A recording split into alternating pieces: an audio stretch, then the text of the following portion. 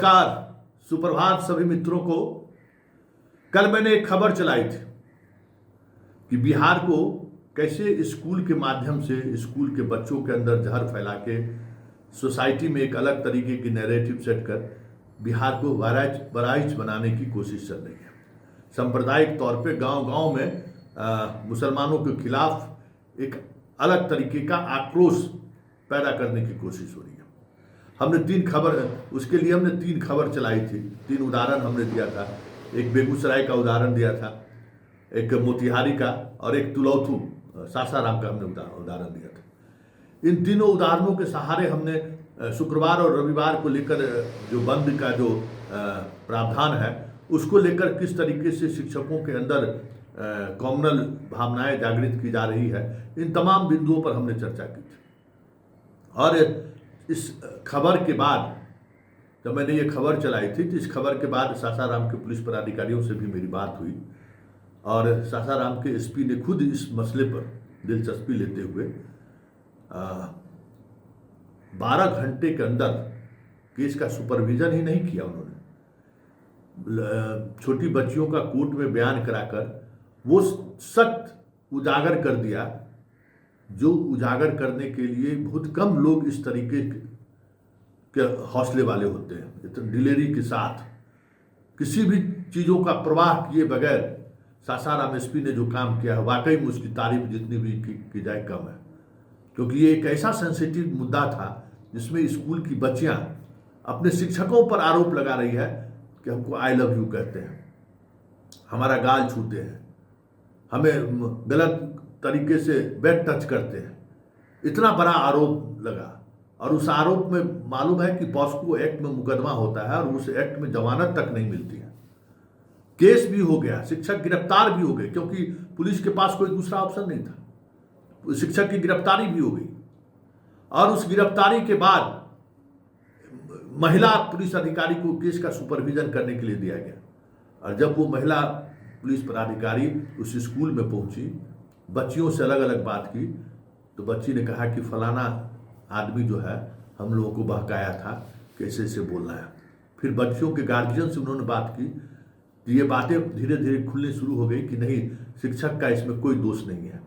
ये सारा खेल जो है, जो इस तरीके के माइंडसेट में काम करने वाले कॉमनल तरीके से, क्योंकि जहाँ जहाँ मुसलमान शिक्षक गए हैं उनके साथ इस तरीके की घटनाएं बढ़ रही है। कई जगह तो प्रिंसिपल है उसके कारण वो दबाव में आ रहे हैं। मतलब एक दौर, कभी जातिवादी दौर था कि सवर्ण शिक्षकों के खिलाफ इसी तरीके का माहौल, या सवर्ण जो पदाधिकारी थे उनके खिलाफ भी एक दौर में इसी तरीके का माहौल पैदा किया गया था इस समाज में। याद होगा जिस समय में सामाजिक न्याय के नाम पर जातिवादी राजनीति चरम पर था, तो उस दौर में सवर्ण लोग शिकार हुए। अब जो ये कॉमनल पॉलिटिक्स हो रहा है, इस कॉमनल पॉलिटिक्स के शिकार मुसलमान हो रहे हैं। लेकिन समय के साथ साथ बहुत सारी चीज़ें इस देश ने देखी भी है और उसका प्रभाव भी हुआ है और बदला भी है बहुत सारी चीज़ें। इसलिए हम उस खबर पर लगातार बने हुए थे और अंततः वो शिक्षक निर्दोष साबित हुए। और निर्दोष ही साबित नहीं हुए, उनको तुरंत कोर्ट से कल पुलिस ने जमानत दिलवाई और जो लोग इस खेल में शामिल थे उन पर एफआईआर दर्ज किया गया है। हालांकि इतना बड़ा दुस्साहस, ये एसपी सासाराम ने दुस्साहस भरा कदम उठाया है। ये बड़ा मुश्किल निर्णय था, जहां इस तरीके का कॉमनल लाइन पर चीज़ें चल रही हो और 48 घंटे के अंदर में मामले को इस तरीके से एक्सपोज करने का साहस सैल्यूट तो करना बनता है भाई। अगर ये प्रवृत्ति है अगर यंग आईएएस आरपीएस अधिकारियों में, तो बहुत सारी चीज़ें बदल सकती।